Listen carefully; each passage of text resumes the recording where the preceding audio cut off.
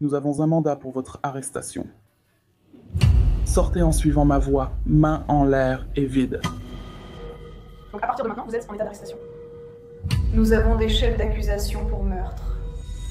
Il y a eu un contrat sur lui. D'accord. Et quelle était cette raison? Parce que quelqu'un, je ne sais pas si c'était l'homme contre qui il a témoigné, essayait d'obtenir une libération conditionnelle. Et selon leurs mots, c'était pour qu'il puisse l'obtenir, Kenneth devait disparaître. Il est juste un peu avant 1h du matin dans un Elks Lodge à Albuquerque, au Nouveau-Mexique, où l'on peut voir des gens discuter et danser avant que cet homme, que l'on voit ici, ne décide apparemment que c'est le bon moment pour mettre fin de façon mortelle à une vieille rancune. Regardez cette vidéo de surveillance qui, selon les enquêteurs, montre Theodore Tony, âgé de 46 ans, quelques instants avant de commettre une fusillade mortelle. Le suspect marche tranquillement vers la piste de danse avant de sortir brièvement du champ de la caméra. Mais quelques secondes plus tard, Theodore revient, s'arrêtant brièvement pour discuter avec un autre client avant de se diriger vers les toilettes. Pendant ce temps, la future victime entre dans le champ, ici, identifié comme Kenneth Ellis, âgé de 40 ans, qui, selon les enquêteurs, avait témoigné contre le fils de Theodore lors d'un procès pour homicide près d'une décennie auparavant. Kenneth enlace un client puis se dirige vers une zone de table. Quelques secondes plus tard, Theodore réapparaît et sort à nouveau du champ de la caméra de sécurité. Après une dernière étreinte, Kenneth s'apprête à quitter la soirée dansante nocturne. À ce moment, les enquêteurs ont indiqué que Theodore lui a tiré une balle mortelle dans la tête. Quelques secondes plus tard, le suspect sera capté par une autre caméra de surveillance quittant précipitamment les lieux. Les enquêteurs ont retrouvé Theodore en moins d'une journée dans un complexe d'appartements voisins.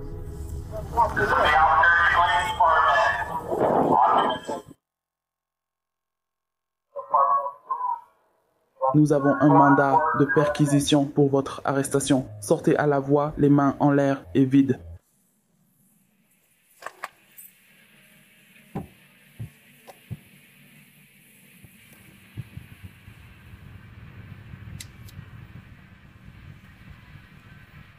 Ici la police de l'Alabama. Occupants 2. Nous avons un mandat de perquisition pour votre propriété. Sortez à la voie, les mains en l'air et vide.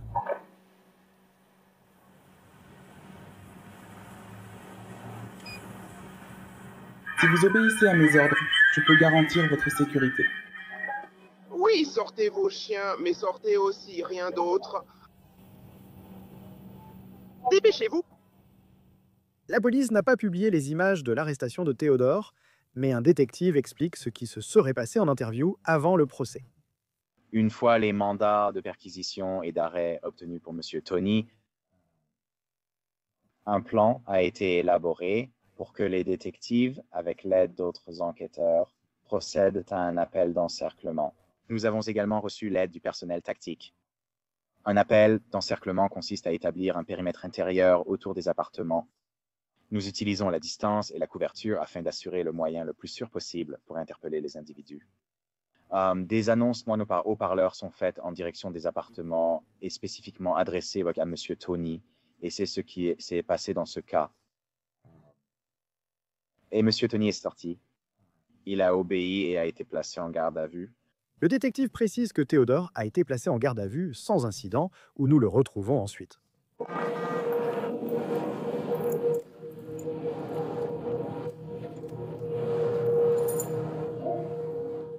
Salut, je suis vraiment désolée pour l'attente. Je suis juste en train de retoucher quelques petites choses ici. Tu vas bien? Tu veux que je passe te voir avec de l'eau? D'accord, super. Donc ce qu'on va faire, c'est que tu me donnes 5 ou 10 minutes et je reviens ici. Je t'emmène dans la chambre. On parlera si tu veux. Je ne veux pas en parler. D'accord.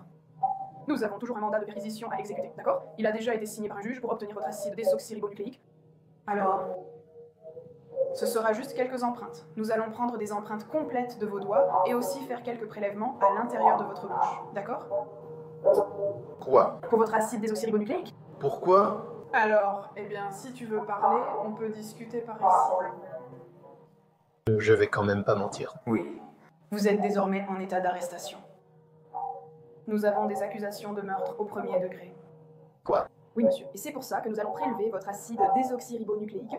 C'est déjà signé par un juge. On m'a dit que vous étiez très calme avec lui. Merci pour votre coopération. Ne nous résistez pas, s'il vous plaît. Si c'est le cas, j'ai besoin d'un avocat. Et je ne veux pas en parler. Très bien. Vous l'avez déjà dit, donc je n'interroge pas, mais je dois prélever votre acide désoxyribonucléique. C'est déjà un document légal signé par un juge, d'accord? Donnez-moi quelques minutes, puis on s'en occupe, d'accord? Théodore refuse de parler et exige un avocat avant que la police ne revienne l'escorter dans une autre pièce pour la prise d'empreintes digitales et de prélèvements acides désoxyribonucléiques.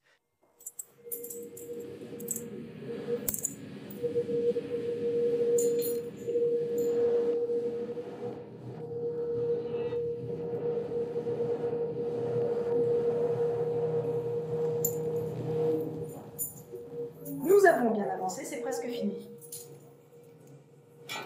Donc, nous allons faire ça. Nous allons exécuter ce mandat. Et ensuite, nous allons partir.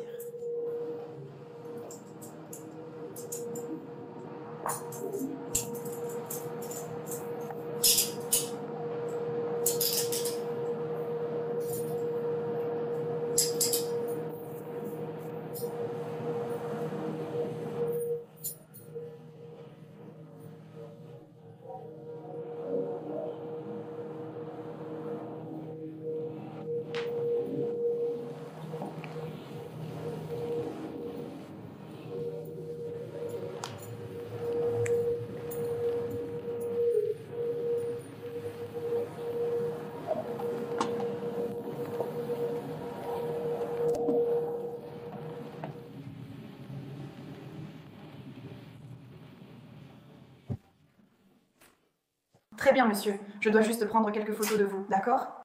Très bien, on va lui enlever les menottes pour l'instant. Je vais juste devoir relever ses empreintes et tout ça. Arrangez vos poches si vous en avez besoin.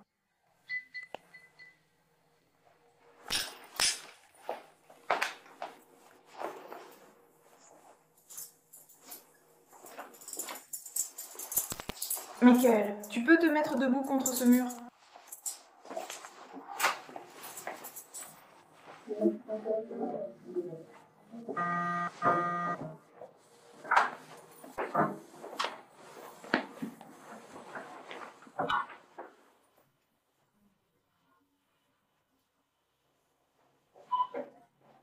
La recherche du casier judiciaire de Théodore révèle plusieurs accusations d'agression et de coups et blessures, dont certaines avec armes mortelles. Ensuite, un des agents demande des informations sur une blessure à la main du suspect.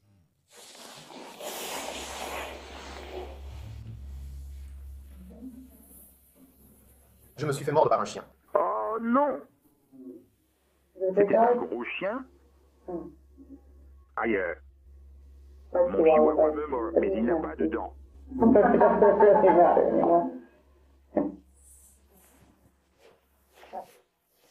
Pendant que les agents continuent de traiter le suspect, avançons de quelques jours lorsqu'un témoin se manifeste.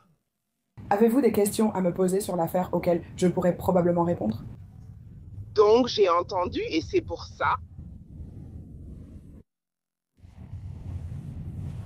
Ça ne me convenait pas, ça ne me semblait pas juste. Est-ce que j'ai parlé à sa sœur qui a été en contact avec elle et elle leur a dit que c'est sa sœur et sa mère. Pourquoi? Il y avait un contrat sur lui. D'accord. Quelle était cette raison? Parce que quelqu'un, je ne sais pas si c'était les hommes contre qui il a témoigné, essayait d'obtenir une libération conditionnelle. D'accord. Et selon leurs propres mots, c'était pour qu'ils puissent l'obtenir, Kenneth devait disparaître. Je sais que légalement, ça ne fonctionne pas comme ça, mais pourquoi dire ça à la famille? Tu vois ce que je veux dire? Oui. Je ne sais pas. Pour que la personne contre qui il a témoigné obtienne une libération conditionnelle, Kenneth devait disparaître. Qui est sa sœur? Comment ça s'écrit? Ah, oui, on a déjà vu. Tu as son numéro ou comment te contacte-t-elle? J'ai son numéro. D'accord.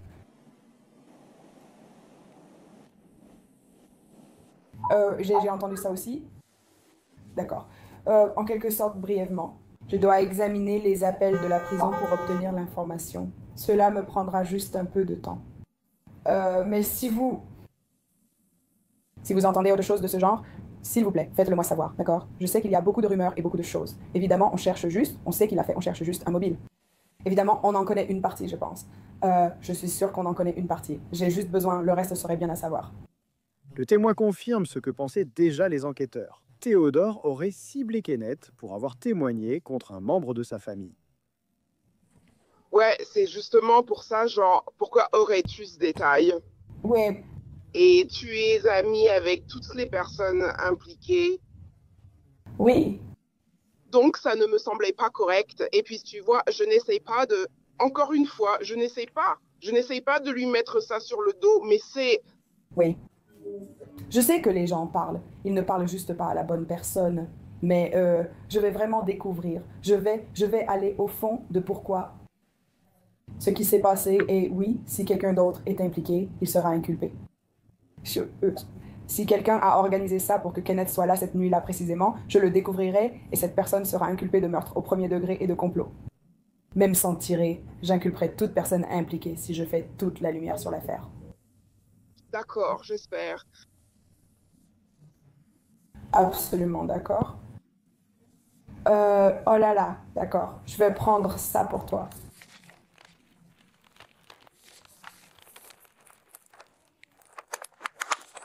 Sortez par ici. Le détective interroge ensuite un autre témoin présent la nuit de la fusillade. Donc, je voulais vous en parler parce qu'on m'a dit que vous aviez réellement vu ce qui s'est passé puisque vous étiez juste là. Non, j'étais dans ma salle de stockage. C'est là que se trouvait l'argent et moi et le barman, on était là-dedans en train de se changer et j'ai entendu un coup de feu et je suis sorti et j'ai dit « Oh, oh, quelqu'un a éclaté un ballon » et on a ouvert la porte et on est sorti et le gars était allongé par terre. J'ai dit « Ah ».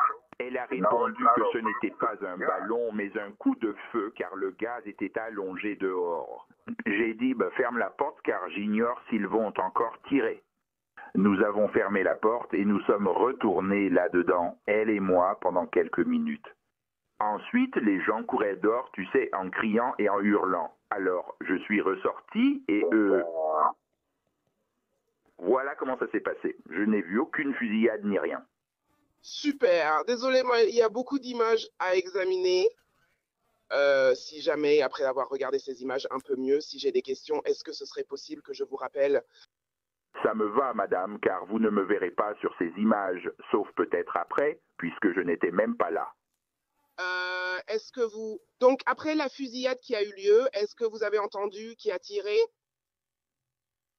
On m'a juste dit par plusieurs personnes que comment il s'appelle? J'ai oublié son nom, mais celui qui a tiré, on m'a dit par plusieurs personnes que c'est lui qui a tiré. D'accord. Est-ce que tu connais tu te souviens de son nom?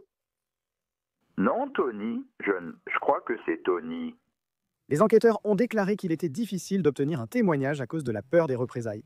Dans un autre entretien avant le procès, une autre témoin présente sa version. Alors, étiez-vous au bar quand cela s'est produit? En fait, je n'étais pas au bar au moment de la fusillade.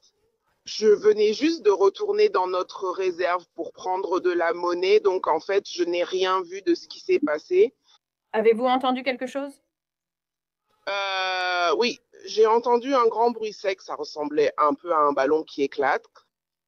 Qu'est-ce qui s'est passé après que vous ayez entendu ça? Après le bruit, j'ai regardé le responsable du bar et lui ai demandé ce qui s'était passé. Alors, nous sommes venus du coin de notre réserve à alcool et c'est là que j'ai vu tout le monde debout autour. J'ai oublié son nom, celui qui avait été tiré dessus. Je l'ai vu tomber près de la cabine du disc jockey. Donc Monsieur Ellis n'était pas encore au sol quand vous êtes sorti. Non, quand je suis arrivée, là, il était debout, un peu chancelant, puis il est tombé. Qui avez-vous vu près de lui à ce moment-là? Il y avait beaucoup de monde, mais la seule dont je me souviens vraiment, je crois que c'était sa femme ou sa petite amie. Théodore a ensuite été reconnu coupable de meurtre au premier degré et condamné à la prison à vie. Oui, cette fois. Voici celles qui sont écrites. On s'installe. Maintenant. Juste ces quatre-là.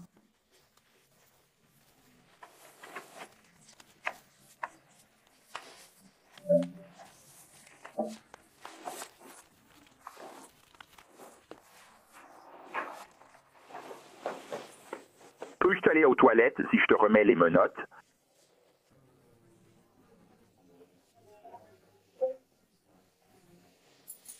Je vais prendre ça rapidement et je te retrouve là-bas.